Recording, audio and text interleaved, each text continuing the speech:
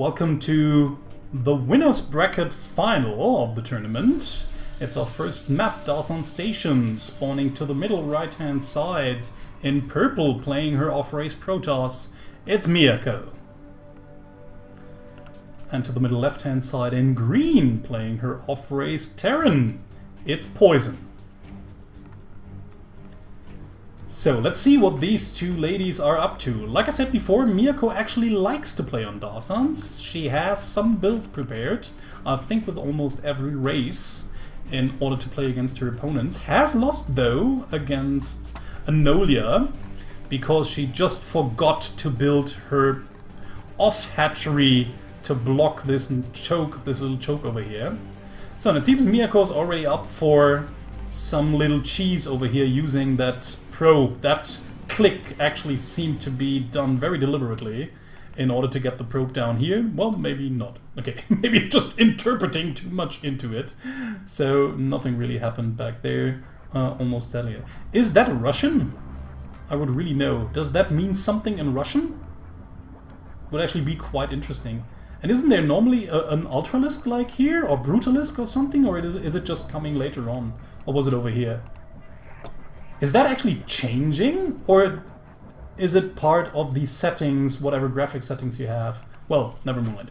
Okay, seems as if Poizon just doing the same thing as Anolia before. It's a very short, even worse. So it's a very short map with a very short rush distance. Miyako actually not getting to see anything with that pro. Very nice building placement here by Poizon. Seems as if she's actually practiced something with Semper in the meantime. So it seems as if Poizon hasn't lost time. But there's a proxy pylon and another one. So it seems as if Miyako just wants to go for the infamous pylon rush using photon overcharge. And now unfortunately Poizon even lowers the depot so that the Zealot even can get in and get some marine kills here even. So that is a bit unfortunate for Poizon already. I mean, the Zealot already doing that much damage without it being necessary, and Poizon will need every marine she can get now to make something happen. Yeah, and there's the Mothership Core photon overcharge, just happens immediately. Is going to take out first that supply depot over here.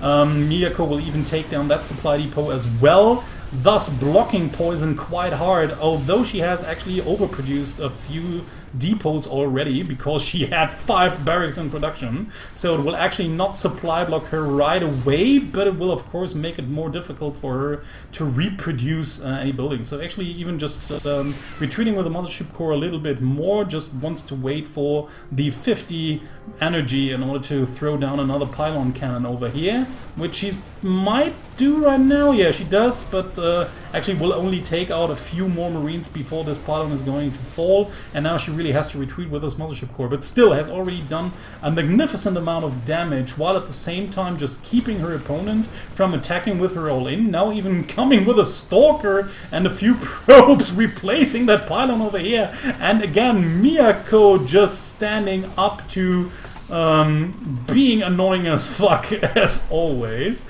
But yeah, she will probably just has to cancel. No, not even canceling that one over here. Warp Gate gets cancelled at least, and now the mass marines just walk across the map, and there's not much. Oh, there is the Brutalisk. I was just overlooking it the first time, I think.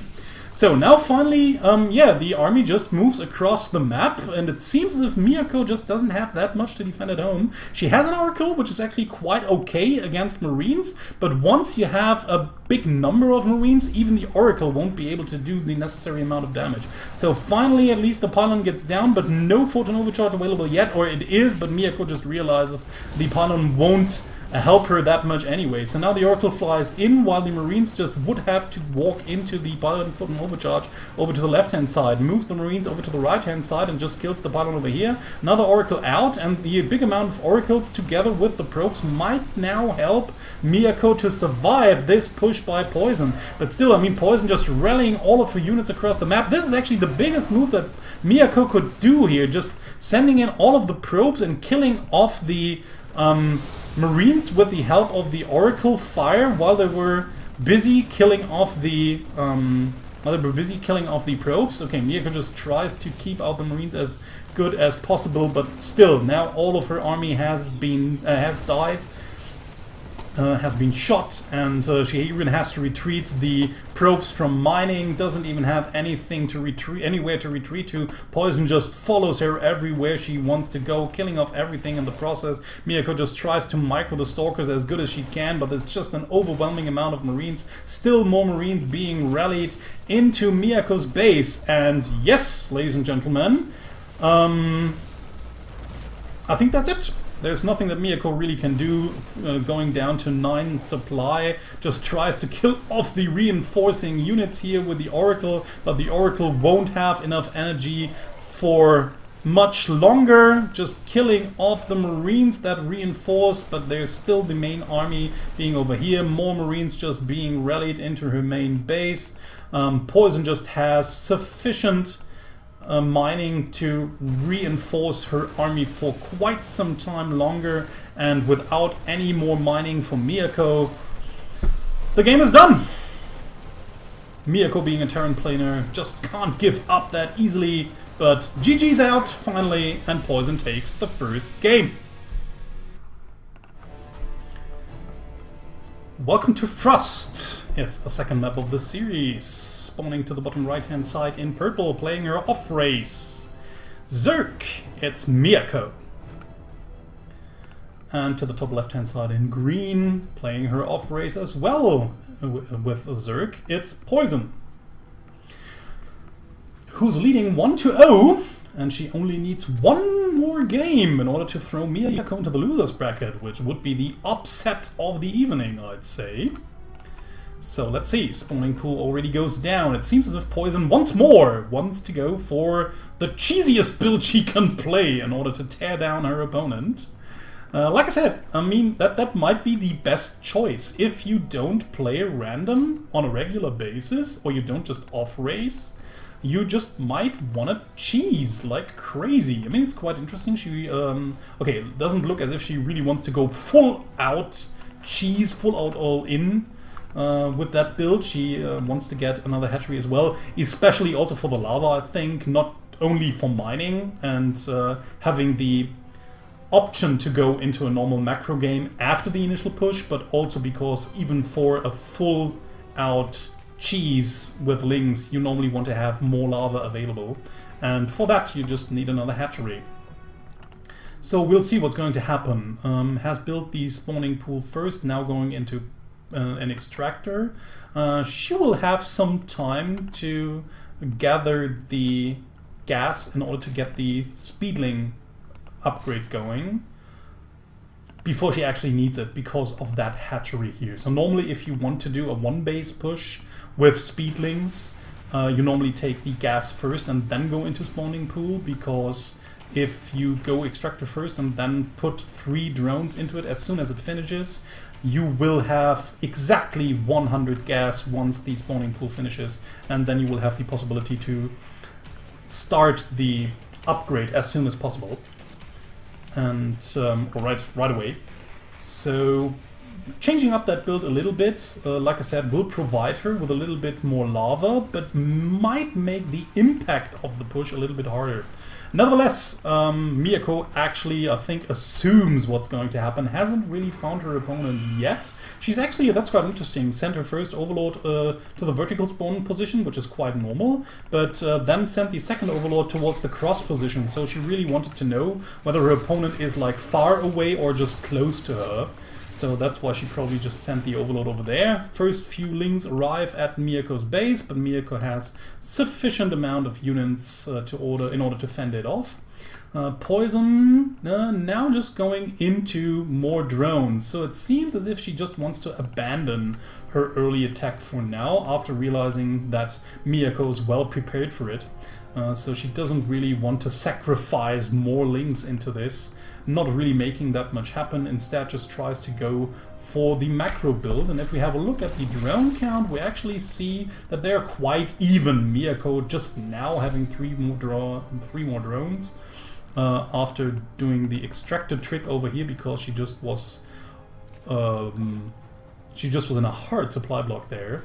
So Poizon just seems to produce more drones as well. Still, Miyako a little bit ahead in the drone count there, always producing more drones in the early game than her opponents. So we have a lair incoming for Poizon as well. So first few scouting links incoming for Miyako, taking the watchtowers so that she will be informed once her opponent just tries to walk across the map. Also sends a link down to the third base, so she will know whether Poizon wants to take a third over there. Of course, Poizon could always just choose to take a third down here as well, and Miyako wouldn't know of it for now.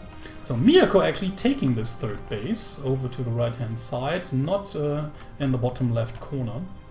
So we'll see what she's actually up to, but it seems as if she really wants to go in some sort of macro game, just building a lot of Roach Ravager and then waltzing over the opponent. Oh no, waltzing would be the wrong word to say, right? Just walking over. No, that's not actually what I wanted to say. Trample. There's just so many words. I can't really think of the right one for now. Doesn't actually matter. I think you get what I wanted to say.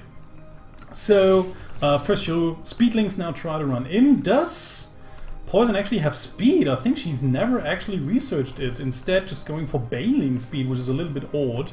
Miyako now morphing some links into Bailings after realizing that her opponent doesn't even have speed. So she's really in a big advantage right now, just has to be careful to avoid these Banes, but with a faster link she will always have the possibility to outmaneuver her opponent, and knowing Miyako and her great micro, this is very well a possibility to do here. So actually even getting the good Baneling hits here with almost everything, but unfortunately just losing the rest of her army to that one little Baneling over here, just still rallying more units across now. Miyako has sniffed the blood in the water. She knows now that she's in a big advantage right here, just having the possibility to out-micro her opponent vastly. So we'll see if this game is going to end in just a few minutes. And then unfortunately I think it's really Miyako's match, because after that game she will be able to play Terran, her main race. And like I said before, except for Grizzly, no one has beaten her as Terran on the map. So this will actually be quite problematic for Poizon, and right now I think we can already say that this game is already over. Poizon just frantically throws down some spine crawlers in order to help her defend against the push of Miyako, but it doesn't even matter. I mean, even if she manages to hold off that push for now, she's going to lose her only other mining base, while Miyako is already on 3, actually already preparing for a follow-up push with roaches. So like I said, Miyako doesn't really have to overcommit here, but these spine crawlers haven't even finished for now, so Poizon actually losing even more units here. Miyako being a bit wasteful there with the links. Now even just morphs the Banelings right behind the mineral line of Poizon, but the links just come in and will take down these Banelings before they can actually morph. So yeah, not more that Miyako can do, not really much that Miyako can do for now. I mean, just sending in more links is being wasteful, like I said before. I think she should really just take down that hatchery down here, and from that point on, she can actually not even lose anymore. Poizon just tries to remake some more Banelings, but like I said, her economy is in shambles, while Miyako is on a healthy 3-base economy, not even having the amount of drones she could have. And yeah, if I were in Miyako's position, I would just lean back for, say, like 1 minute, try to produce a valuable roach army, and then just walk across and kill off everything. I think that would be just the safest way to do it, but it seems as if Miyako is just a little bit impatient, wants to finish it off right now, right here. She will probably even be able to do so, maybe a bit more wasteful than necessary, but yeah, what does it matter if you're so far ahead? You normally can't really lose from that kind of situation. And yeah, even reproducing more and more links to assist these roaches over here. Okay, Miyako just has to be careful not to be surrounded by everything. And now a lot of good Baneling hits, but it seems as if these links just won't be enough. Miyako just stutter-stepping her roaches a little bit more back, while the last few links just stream in. And that's all she wrote. Poizon, not GGing yet, but expect GG any minute. Like I said before, I mean, there's not much that Poizon can do from here on out. Miyako just tearing through her army, and the remade workers just going through everything. GG, and Miyako ties the series up 1-1. We're on Frozen Temple. It's the third and final map once more. Spawning to the bottom right hand side in green, playing her main race Protoss. It's Poizon. And to the top left hand side in purple, playing her main race as well, Terran. It's Miyako. So quite an interesting map. Not quite sure why Poizon chose this, but she might want to use it for some kind of cheese. But okay, never mind.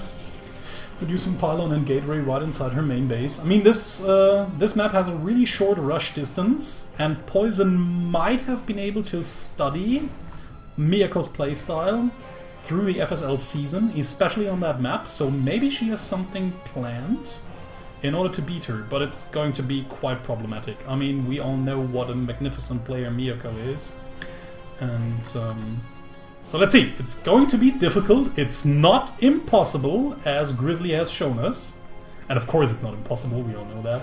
There's always a chance of winning, even against an opponent that's supposed to be better than you.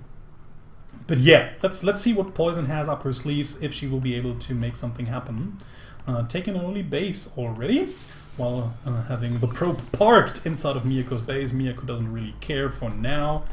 Produces a Marine already that's already set its rally point, or the barracks already set the rally point to the probe, so that it will just chase the probe after getting out. And yeah, with micro, I think Miyako might just barely be able to get it. It seems as if Poizon will just barely be able to move away.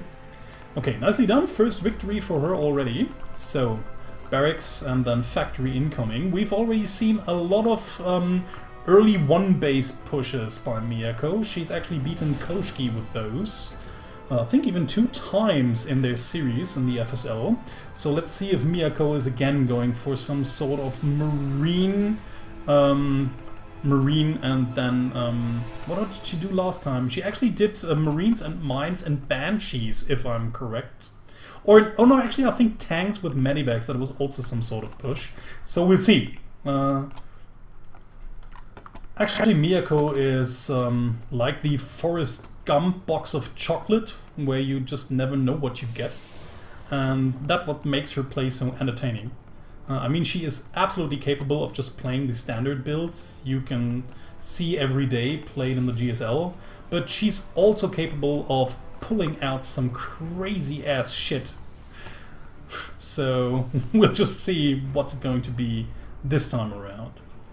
So pylon incoming at the backside of the minerals, so she will be able to like defend some, well, actually not quite good against Liberator harassment, but yeah, we'll see. For mines, it might be helpful. So Miyako just retreats a little bit, just checks for hidden bases, it seems. She really wants to know what her opponent is actually up to. And there they are! Actually, it's going to be Marines with the support of SCVs. Maybe to just counter-repair, maybe just to buffer some damage, maybe even to build up some bunkers, it seems. And actually it seems to be bunkers, because she's just realized that Poizon doesn't have pylon in front of her natural base, and this is going to haunt her very, very soon, I think. The medivac even gives Miyako the possibility to just drop between the main and the natural entrance. Yeah, there they are the bunkers, and nothing that Poizon can really do against it. Just sending down the Adept tries to kill off the SCV here, but there's just too many forces, and it seems as if this is going to be a quick finish. Yeah, Widowmine just burrows down. He might even get some of these probes, but just barely doesn't. But I think there's no way that Poizon can actually hold this Nexus over here. I mean, it wouldn't be too bad losing it, since Miyako is still on one base herself. But yeah, just holding off the follow-up push inside her main base will be so difficult already. Okay, now just trying to get as many probes back into her main, but it just doesn't work. Okay, a healthy mixture of units for Miyako here, just having almost everything that the Terran early game arsenal offers. Yeah, and then the only thing that Poizon actually has is a Mothership Core plus 3 units, and this is probably just not going to be enough. More gateways in production, so Poizon just has to hold out a little bit longer. I mean, if she really is patient enough, she might be able to make something happen, but she just has to be, yeah, careful not to walk into the amount of army too soon. And Miyako just slowly and patiently trying to get closer to Poizon's buildings and defenses. So now there's even the missile turret. Finally Poizon fires up the pylon so that the missile turret just won't be able to be built there. Yeah, the missile turret just there to provide some vision and maybe even shoot down that observer over here that Miyako might have seen, but mostly against just DTs, so that her opponent just won't be able to fly in with DTs, and of course the mothership will also be denied by that. So actually Poizon playing quite a nice game over here, just being patient, just trying to do her best to build up an army that might be able to take out what Miyako has. And like I said before, I mean, if Poizon really manages to tear down that push, there's no real follow-up plan for Miyako yet. Of course, if Miyako still manages to do much more damage than now, she will also have the possibility to just expand herself once more, and then the game will just evolve into a normal macro game. But yeah, it seems as if she just has enough more than Poizon can actually beat at that point in time. She tried to do her best there, but fighting on the Liberation Zone is of course never a good thing to do. Sometimes you just don't have the choice, especially if your opponent just micros as well as Miyako does. But it seems as if she will be able to just drive away most of the forces for now. Tank right now there, not the best thing against Adepts and Stalkers of course, but Poizon again has to be careful not to fight on the Liberation Zone. Finally gets down the Liberator, which is of course a good thing for her right now. Yeah, even having a Raven there so that she won't be able to use DTs, Poizon that is. Moving in another Liberator, and Miyako still on one base, finally throwing down a command center. Just in case her push just will have to end here. In the meantime, while she's just waiting for more reinforcements to arrive, she takes down as many buildings as she can. While Poizon just, again, has to be patient, just has to mass more army units, maybe getting some information on her opponents. I don't think she will really shade in there, she just wants to see the amount of units, yeah, and then just cancels the shade. Nicely done by her there. So Mothership Core already out once more. She's just chrono boosting the robotics facility that's not actually producing anything. But yeah, actually it's mostly like Stalkers and Adepts, which are actually not that bad against that kind of composition. The Stalkers just to get the Liberator down. Nice setup with the Liberator over here, having a siege tank in position as well. So if Poizon decided to walk over with the Stalkers in order to tear down or to shoot down that Liberator over here, she could just shoot down these Stalkers with the help of the tanks. And now the micro of course becomes really problematic, especially with the point defense zone as well, so that the Stalker shots won't even reach the Liberator, and Miyako just finally tears through. There's no more army left for Poizon. Very well played so far, but Miyako just has more than enough and beats her opponent 2-1, advancing to the Grand Finals, while Poizon drops down to the losers bracket and has to face off against Miss Magitech once more.